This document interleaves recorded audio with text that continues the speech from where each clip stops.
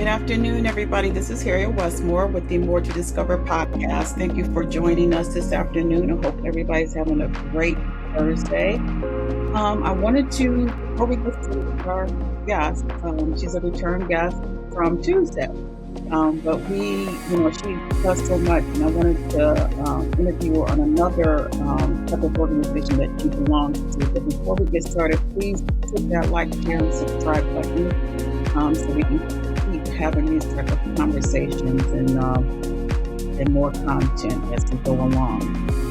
So today I'm going to reintroduce to those who don't know who she is from Tuesday. This is Miss Jacqueline Jones. She is a financial expert, but she also is involved in a community type organization that helps advocate for kids who are at risk or are being abused. And it is a sensitive subject, and because of that, I'm going to put a trigger warning on the. Let me see if I can do that. Let me add a trigger warning here. This is going to make sure that it's going to let everybody know that this is a serious topic. Let me do that right now.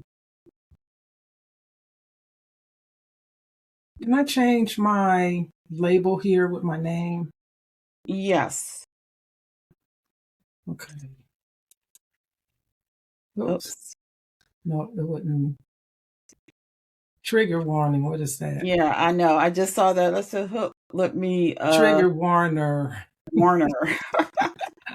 Can't spell. Okay. Okay, here we go. So let me see if I can add. Nope, it keeps saying trigger warning. It lets me click on my name, but then it won't let me go past that. All right, let me see.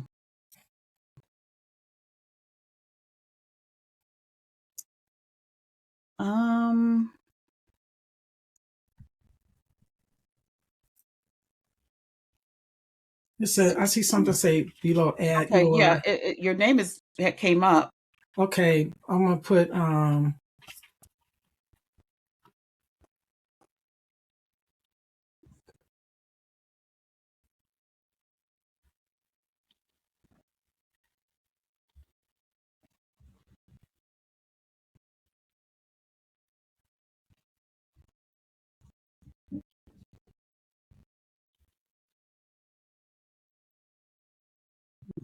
Okay, I think that's good. Okay. All right.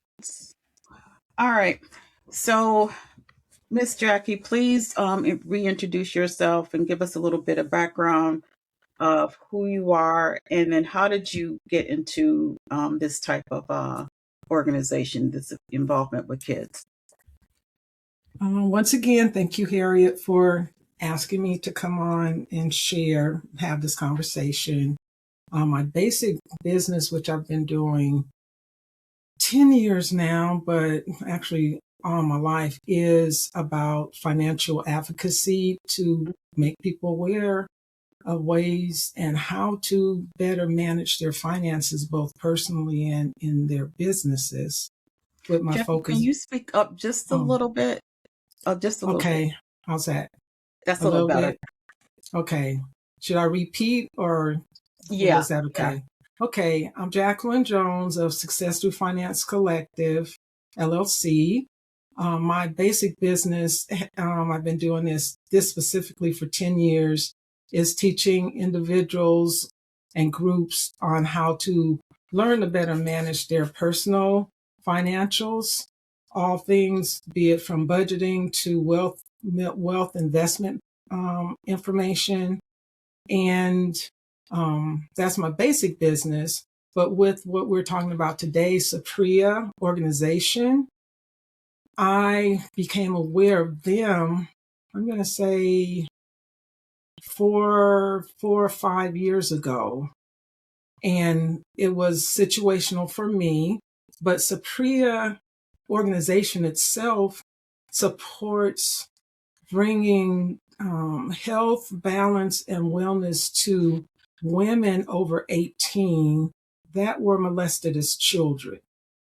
So unfortunately, if a woman encountered sexual issues after 18, SAPREA is not the organization that supports them. They'll refer them to someone else.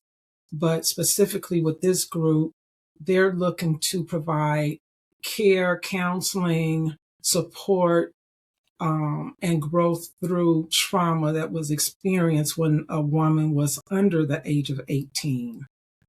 For myself personally, I was abused as a young kid. When I think back on, I was like 4 or 5, and I was molested by a female relative, Oh, believe it or wow. not. And, at the time of my encounter, she threatened, "Don't tell, I'm going to beat you up." And she was, I think, 4 years old. She's 4 years older than I. And she actually molested myself and my sister. And we didn't say anything. But I remember when I was 12, I encountered her again and I wanted to beat her up. I tried to pick a fight with her, because I remembered and I wanted to beat her up. And of course, the parents wouldn't allow that. So after they parted, my mom approached me. It's like, "What? I mean, I've never seen you like that before." Because even then, when I was 4, of course, she was bigger than me, but now I'm 12 and I was taller than her, though she was older than me. I just felt I could have took her on, But my mom, when I told my mom what happened and why I was so angry, the interesting and funny thing my mom commented was, I wouldn't doubt that, because she said, "I always thought that my grandmother on my dad's side that had her with her," Mom made a comment that I always thought she might have been molesting her. And my question at the time at 12 was like, "Well, why you let us go stay with over there if you thought that was going on?" Right. But Right. I guess Mom must have thought, she wouldn't do it to us, which that grandmother didn't, God rest her soul. But we never know. We don't know if that was the case. So 5 years ago, though, for myself, I had encountered with my own life situation, seeing a young person that I love dearly have been molested when they were 4. And when they turned, and to me at the time, I just thought it was just something minor. Well, not minor, but serious. And actually, I'll just say it was my youngest daughter. But at 4, she had told me one day, we were driving down the street and she was like, "My tutu hurt." And I was like, "Why did your tutu hurt?" So she wanted to send one of my sister's third son. He was 12, 13 at the time. She said he touched it. And it just blew my mind. But I took her to the doctor. I took her to emergency right away. They examined her, said everything, was fine. And she wasn't acting traumatized. It was just something, this happened. But by the time we got back, I was living with my sister at the time. And because of financial situation, and the Child Protective Services were there, police were there. And they basically told me, it was myself, I have my youngest daughter 4, my oldest was 11, and my sister had the 2 boys that were still there, the 13-year-old and a 4-year-old also, or 3-year-old at that time. And they told me I had to move. And I was like, I couldn't, I wasn't in a position to. But so they said my nephew had to leave, which he did. My sister was furious at me. "Why you say something? That's just kids playing." It was like, no 12, 13-year-old need to be messing with my daughter at 4, period. Right. So that's caused, so by the next day, I was out of there. So through life, I felt I kept eye on my daughter. She seemed normal. She never, shied away for things. But I remember when she was 12, 14, 14, 15, she came to me saying, Mom, I'm having a problem with memories from that occurrence. So I Mhm. got her counseling. I never like questioned her, even when she was 4, I never questioned her on what did he do? How, none of that. It was just Mhm. that time is like get her out of it. At 12, at 14, I got her counseling. I would ask her, do you want me to go to counseling? Oh, no. She didn't need me to go. So she went through that for, I think, about a year and a half when she finally said, I'm good. Mhm. Fast forward to 5 years ago, she's now 30. We're sitting here at my house watching a Phil Donahue show. Mhm. And the series was a mom was there and her 3 daughters, and they were all looked like they're in their 30s, 20s, 30s. And they're telling Mom, you used to have us around these men and they used to do stuff to us and we tried to tell you and you wouldn't listen. And the mom was like, I didn't listen type. So I make this comment to my daughter who was with me that day. I was like, I don't understand how parents could let their younger children tell them things and they not listen to them, right? Mhm. And I tell her, you told me he touched you once and I took action. And my daughter looked at me and she said, he didn't just touch me once. I was Mhm. like, okay. My daughter went on to tell me on this day, and my world was blown up. Not only was it not once, he had her watching porno movies. He had her doing stuff to him. She even told me at the time, my youngest brother also had a 4-year-old at that time who was there. And then my sister's 3-year-old, boys, she told me he had the other 4 and 3-year-old boys play acting things on her. And I'm like, Harriet, my world just blew up. My baby stood there telling me it's messed up her life. She was married. She said it's caused problems in her marriage. Mhm. Just all of this. And it's like, I'm thinking, and where was I? Yeah. Why didn't you tell me? And then she cried. And then another statement she made to me on this day at 30, she's like, I felt you didn't care. Mm. I felt, it didn't matter what I'd gone through. And it's like, and I'm sitting there thinking, I thought he only touched you once. So it just blew up my world. And she was standing there putting makeup on and she cried. She cleared her face up. Mhm. Okay, bye. See you later. And she Oh. leaves to go do what she was doing. And I'm like, Mhm. what? What? So for almost a week, because she was only visiting that weekend, she and her husband were living back in another state. So they're just visiting that weekend. So she leaves and I'm left to like, so at the time my mom's living with me, I went in, I was like, Mom, do you know what I was just told? And when I started telling mom, I was like, oh, you don't need to think about stuff like that. That's in the past. Just forget. I'm like, what? And here Yeah. my baby's still standing there telling me it's messed up her life, her view on sexuality, Right. her and then another thing she told me, she was like, you know, there were times in our past that we would be as a family. And she said, you guys would have him come around and treating him like everything was fine. And I didn't want to be in a situation. It was like I did communication, talking, right? So during this week, I'm one that when I'm overwhelmed with something and I don't know what to do and I don't know how to make sense of what's in my head and heart, and I don't take the stance like my mom said, give it to God and let it go. No, You're right. because my brain is going crazy. Right. So I got online. I found this website that talked about mothers of children that have been molested, right? And just like for me, here, this is 30 years later, I'm finding out something more about what happened to my baby when she was 4. Mm.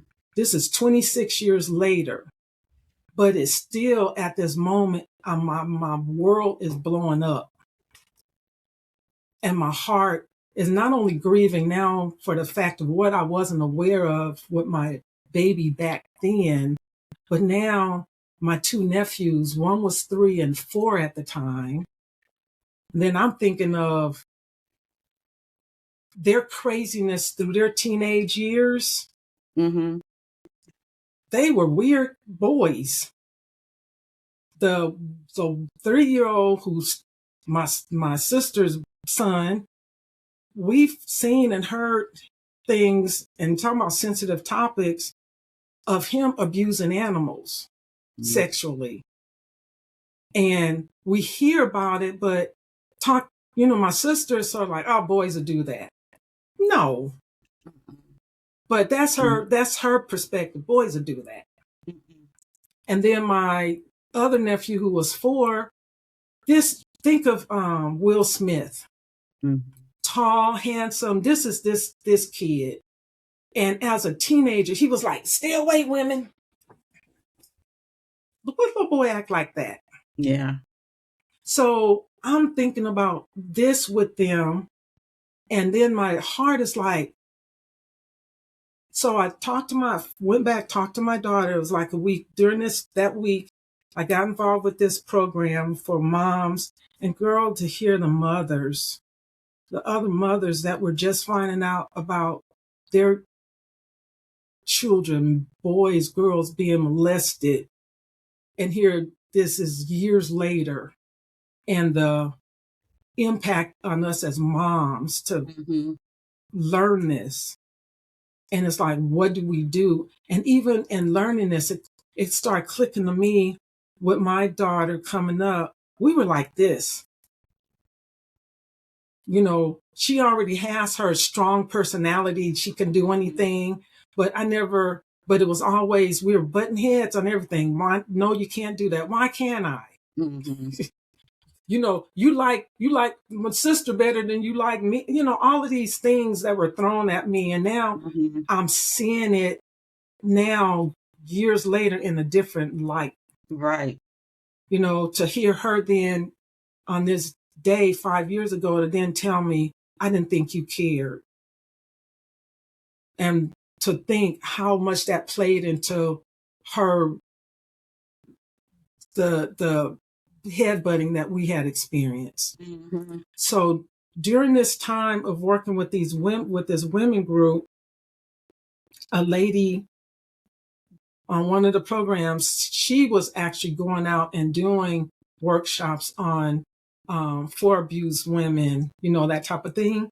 So I connected with her, and she told me about Sapria. And all she told me about Sapria was, it is a wonderful program they have, which they still do. Well, now they used to have 2 facilities. Now they just have 1. But they sponsor women to go to a 4-day retreat, and you only have to pay to get there.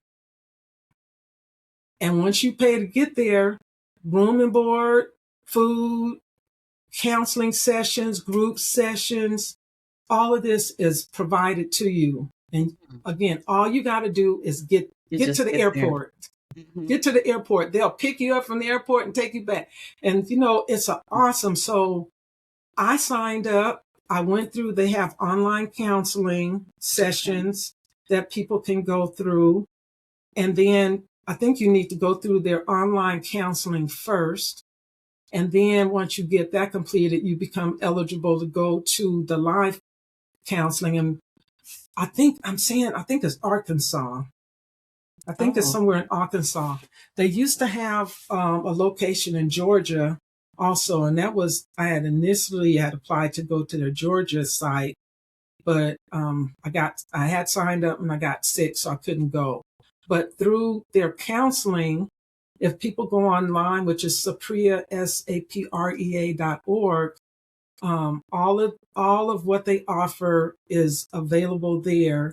So once I went through all of the counseling and such, they have their education series, which they allow people to, like me, learn to become a community um, educator. Mm-hmm. They put us through training, which is not really difficult, but all of it is information. If we don't know, we won't know. Right.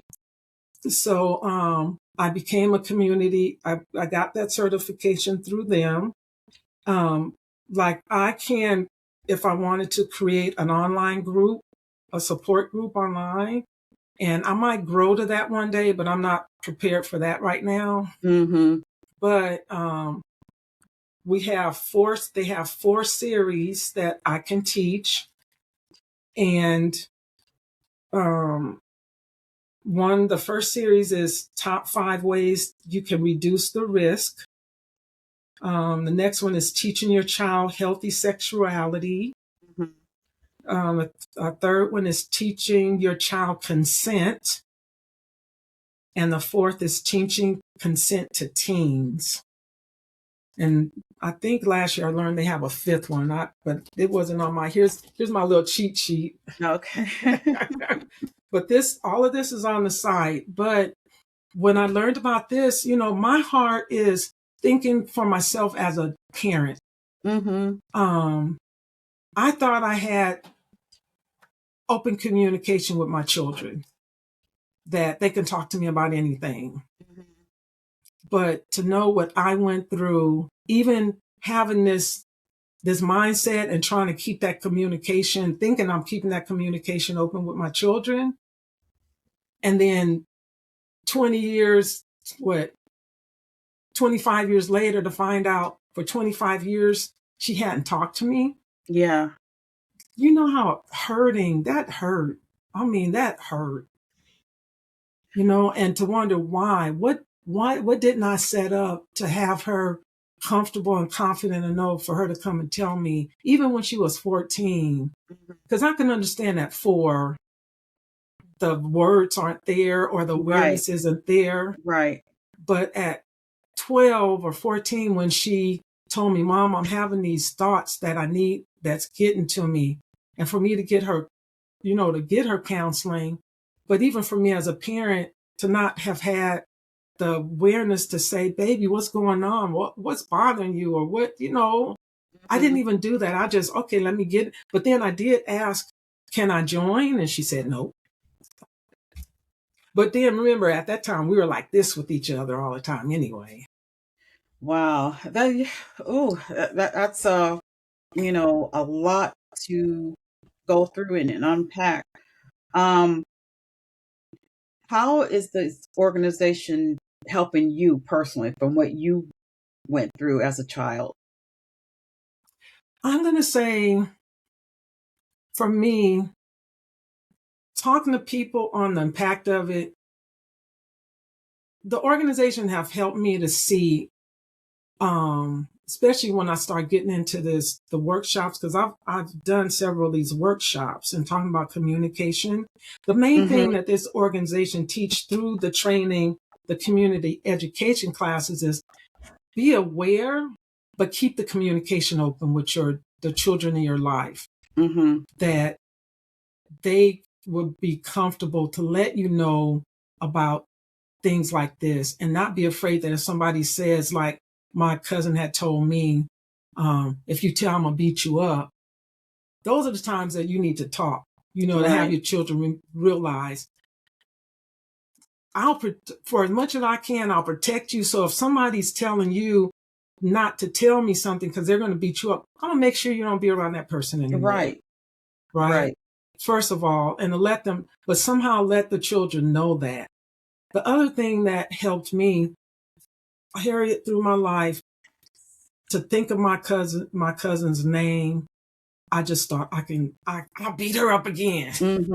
That feeling and emotion behind that, because even with my mom, it didn't come to me until I started having this training, the reality of what my mom expressed, of saying, I wouldn't doubt it, because I always thought her grandmother was molesting her. It didn't open up my mind to say that was a hurt baby. Yeah. If I was 5, 6, she was 9, 10. What does a 9, 10-year-old know? Right. but what's been done to them. Right. So it wasn't until I started this training that I actually call around. Well, here you go. Call my sister. Mm-hmm. Who even my sister's attitude about what we went through was like, it wasn't a big deal because kids do that. I hated my cousin all my life because of her doing that. But my sister's attitude was that kids do that. Right. So for me, I found her, I got her number and I called her and and this is now I just see her as a mean, bitter woman, but she's like, why are you calling me? Mm. I'm calling you because I'm going through something and I want to tell you, I've been mad at you all. And I've been mad at you all my life. And now I'm to the point of realizing, and I'll say, and she was like, mad at me for what? And kind of like, I don't care that you're mad. That kind of attitude, I don't care you mad at me. Mm-hmm. So when I told her why I was mad at her, her response to me was, I don't remember any of my childhood. Yeah. And that, you know what? And that's typical. That's always a typical answer. I don't remember that. I mean, But making you feel like you're imagining what happened. well, you know what, Harriet? I took it because honestly, for me, there are blackout periods of my childhood that I don't remember. My sister or cousin say, do you remember this? Nope. Mm-hmm. So I accepted when she said that because trauma brings on blockage. When the trauma is so bad for people, their body blocks it because their system can't take it. Yeah. So I accepted that from her when she said, I remember but she's, and since then I would call her periodically. Sometimes she answered and I just say, I'm thinking of you, cuz, but when she told me that, it just settled a whole nother part of me of forgiveness and not being angry at her for something. What is it? So now past that, with my daughter, back 5 years ago, at the end of that week, after she had told me what happened, and I went through all that I went through, and then that week, it was a Friday. I remember calling her, doing a video chat, and as we were talking, I was telling her, honey, man, if we were back, because we're in Michigan, if we were back in California, I would kill him. Mm-hmm. I would literally go and kill him to hear what he put you through. Not only what he put you through, but all three of you. Right? So she was like, she told me, Mom, I don't want you to do nothing. Don't say nothing to nobody, because her attitude, I felt at that time, was still in hurt child mode, was nobody has said anything all these years, so they probably forgot. So I don't want you going back and talking or asking, because if that brings it back up for them, they're going to know I was the one that said something. And I don't want nobody being mad at me, was her attitude. So I said, okay, I'm not going to say anything. It's going to be hard. I'm not going to say anything. Right. Yeah. So that was a Friday. Sunday afternoon, my sister from California calls me, who's the mom of the abuser. And she tells me, I'm driving from Las Vegas back home, which is like a 5-hour drive. And I just heard that the abuser, her son, I'm not saying his name, had an accident. So would you call around and check for me to see? Because I don't know what to do. Now, at the time, my sister didn't know what I was going through. And I was like, why is she calling me, asking me to check up on him? Yeah. So I called around, girl. He had drowned. Oh, wow. He was swimming and drowned. Later, we found out he literally was underwater and had a massive heart attack. He was, at the time, in his early 40s. Yeah, he was like early 40s, early mid 40s. Wow. So as I'm calling, I usually, when things happen back home, I usually call both of my girls who are here and let them know, hey, such and such is happening. We're trying to find stuff out. So I did call my oldest daughter and just told her. Mm-hmm. She didn't know still at the time about what had been revealed to me from her sister. Mm-hmm. But so I just told her. And then when we did find out that he actually had passed, then I called my youngest daughter and told her, hey, this happened. Mm-hmm. Here, the first thing came to her out of her mouth. Mama, remember what you just said about killing him? Mm. And I was like, Ma, I don't think me saying that had anything to do with him dying, but God bless him, because now I don't have to worry about killing him. Mm-hmm. Mm-hmm. Wow. So he died. It was my first reaction when they started talking about his funeral. I ain't going to his funeral. You didn't go? What? Okay. I ain't going. No. I said I wasn't going. Oh. But my mom, I got to go to my grandson's funeral. Mm. My youngest daughter's like, I ain't going nowhere. Mm-hmm.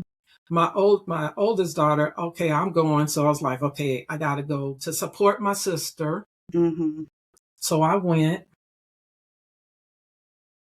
My eyes were on my two nephews who were still acting funny. Mm-hmm. And God bless them. The one that was my daughter's age, my family is a preacher family. Mm-hmm. He had even, when he was 16, now he's 30. When he was 15, 16, he became a minister. But at the funeral, my uncle or my mom's baby brother, who's also a minister, he usually eulogizes everybody. Guess who he asked to eulogize? He asked. The youngest brother? No, not the youngest, the one that's my daughter's age, who became a minister. Oh, that, okay. He had him to eulogize him. Girl, I was like, because I couldn't say nothing. Yeah. Yeah. But he did. But it's like all of this. But coming forward, later I find out I was able to finally talk to him. Mm-hmm.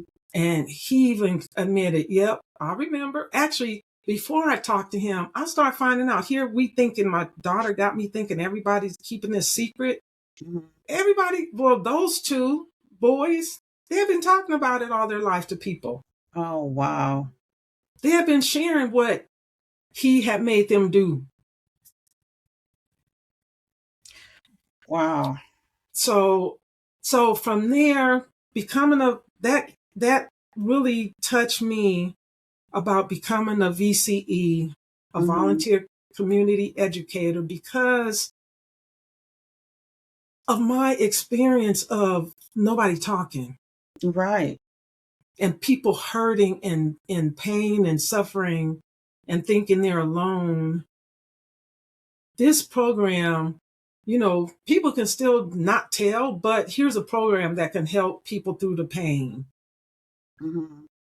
When I was in the group with the mothers now, like with me, here learning 26 years later, a wider degree of impact to my daughter, who I love and cherish and wanted to protect, and here for now realizing 25 years, there was more I could have done, but I didn't know there was You more didn't I could know. do. Right. And the mothers that I encountered through these programs of now just finding out, like a really close friend of mine, she's into her 70s. Now, 5 years ago, that means she was in her mid to late 60s. Mm-hmm. To find out she told me she found out when her husband died that they had two children. Her oldest daughter, and I think this was probably happened maybe 5 years prior, maybe longer. Well, whenever her husband died, her oldest daughter then coming to her, Mom, Dad had been molesting me. And the daughter didn't say anything to her until Dad died. Oh, wow. And this daughter, I think probably at the time was in her 20s and 30s. It's very interesting how families just, go through things and just hold on to that family dark secret. Nobody says anything, but, ironically, there's many family members who are going through the same thing, but no one is saying anything about it Right. until, later on, years later. And, the reaction of, I can understand almost your mom's reaction because from her generation, you do not air your family's business out there. And, and just, I don't know, especially in our community, in our, Black community, that's something that we definitely, don't really talk about. But I'm glad that there are organizations out there such as Sapria that will give people this type of support. Has your daughter ever considered? Have you talked to your daughter about this organization or no? She's just not. Of, of course I have. And my daughter, my baby's special. You Mm, know that thing? I think about how they said when Jesus walked the earth, his family and people he grew up with didn't believe him of who he mm-hmm, was. mm-hmm, My daughter, to me, when I share stuff with her, okay, mom, thank you. mm-hmm, She don't want to hear nothing. mm-hmm, Even my business stuff that you know about, mm-hmm, no, thank you. mm-hmm, So yes, I've tried different ways. I've just emailed her the link.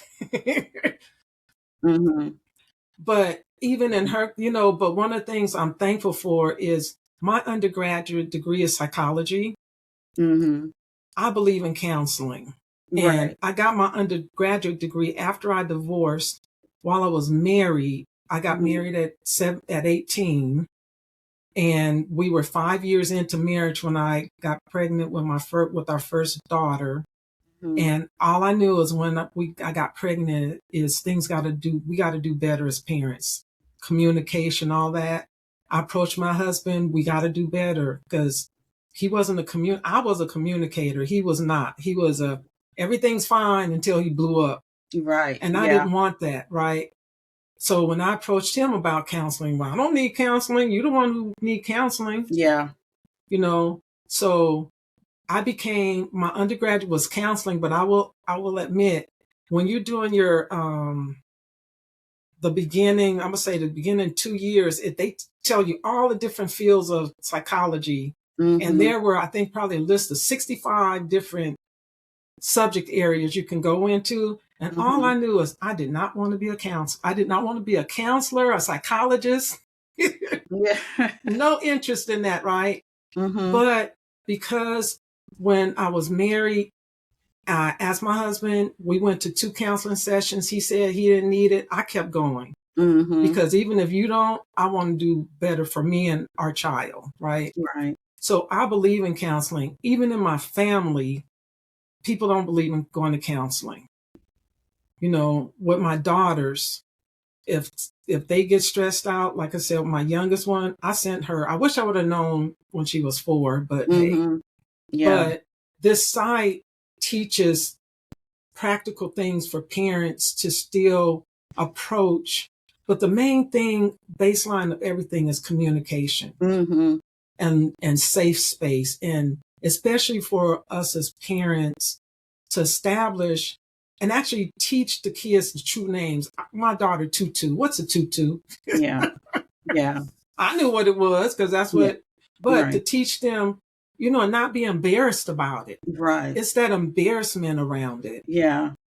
Um, my mom, talking about the Black community, my mom growing up in Louisiana in the small areas where it was families, there are 15 or 14 in my mom's group, 10 Mm-hmm. boys and 4 girls, and then the uncles with their kids of 9, but they were all in this Mm-hmm. sharecropping community, right? Mm-hmm. And a couple of years ago, we were having a big family reunion, and my mom was on talking to her mom's side of the family relatives.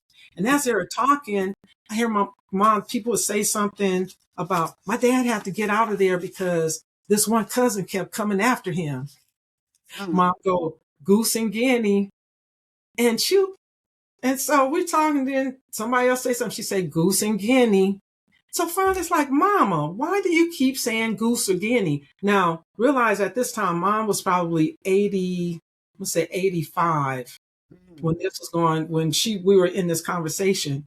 So she said, there was this saying back when we was growing up, was goose or guinea, kinfolk sex as good as any.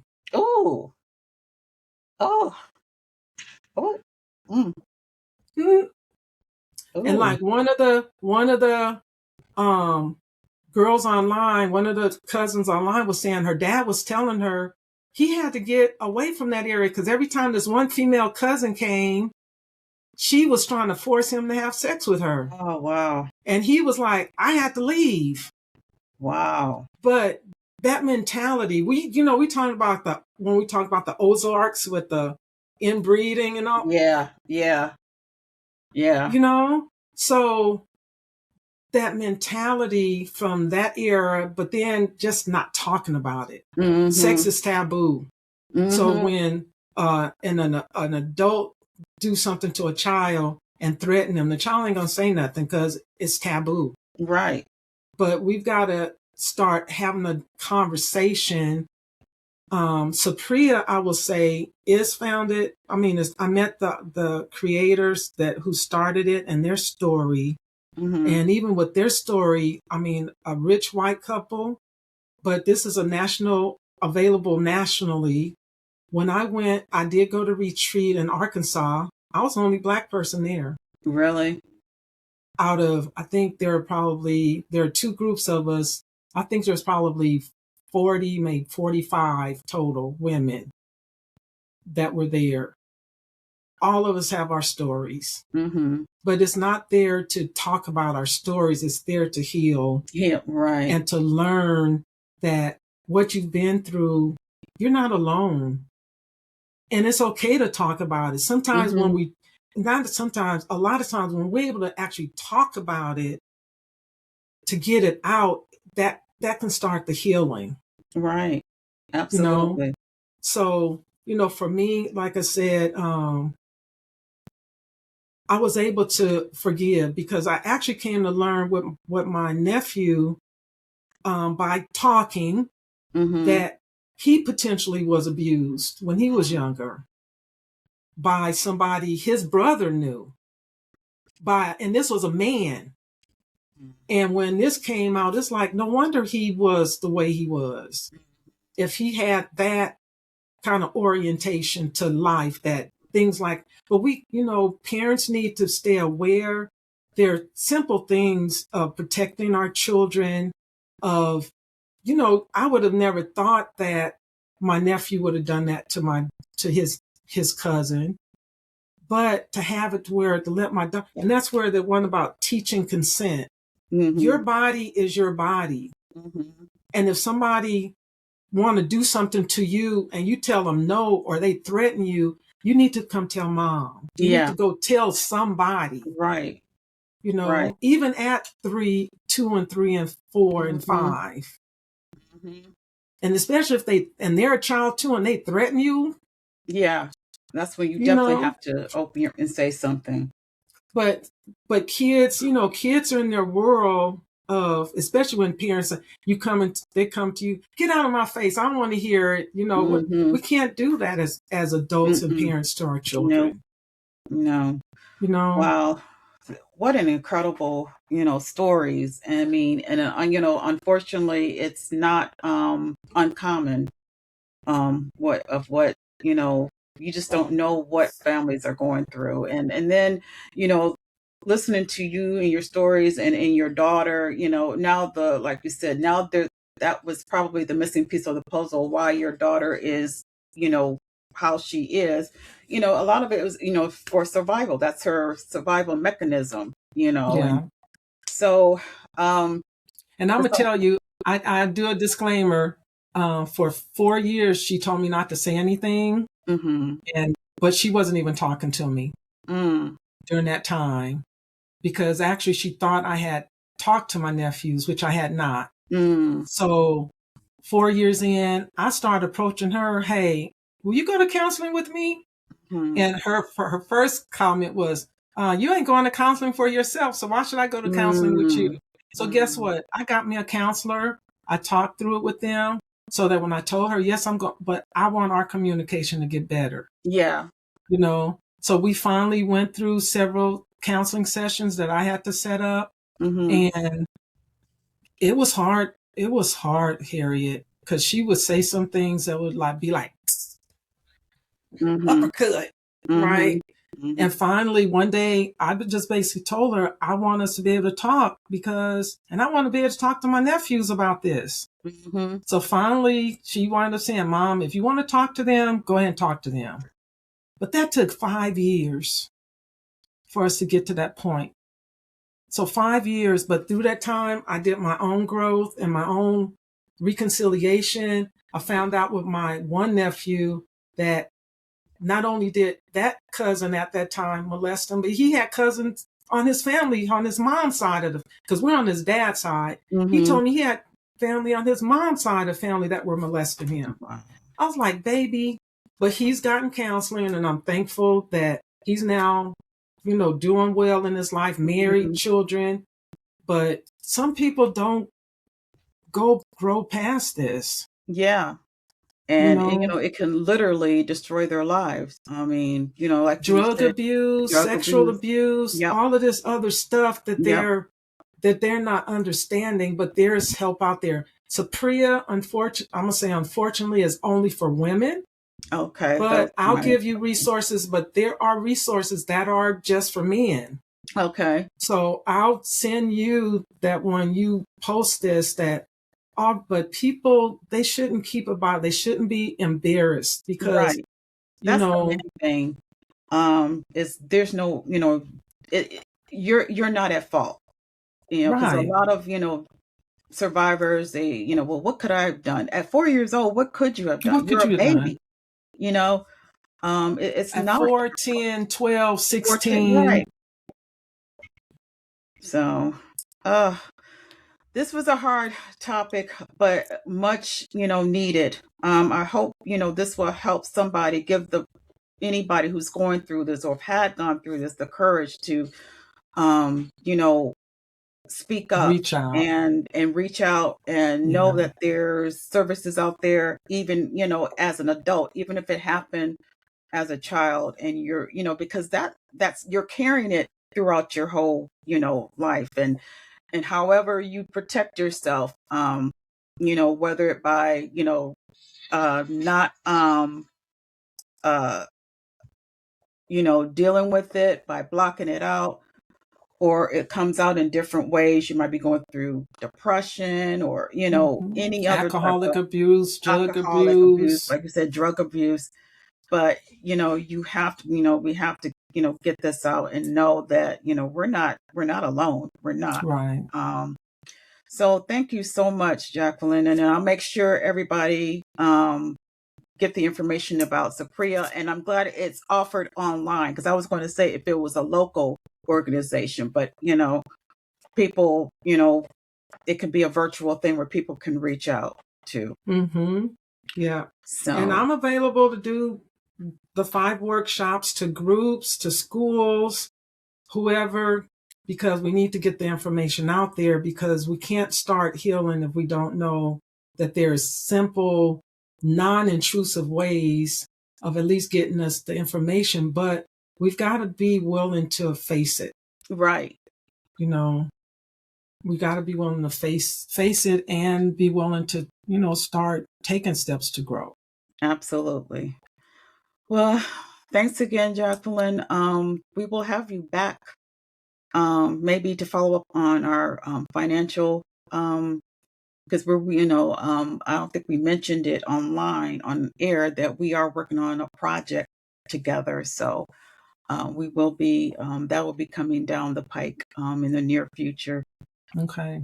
But you, Well, everybody. tell me this: with Mhm. these workshops that I have, could there be a potential of me even delivering the workshops through your podcast, or is that a Yeah, different? actually, I have a back behind the wall type community, Mm-hmm. private community, which honestly I think it would be a better fit. And I'll tell you about that. But yeah, it will be. I can definitely make it available on my other platforms. Okay. Okay. All right, All madam. right. Thank you so much, everybody. Please be safe, and I will talk with you soon. Bye. Thank you.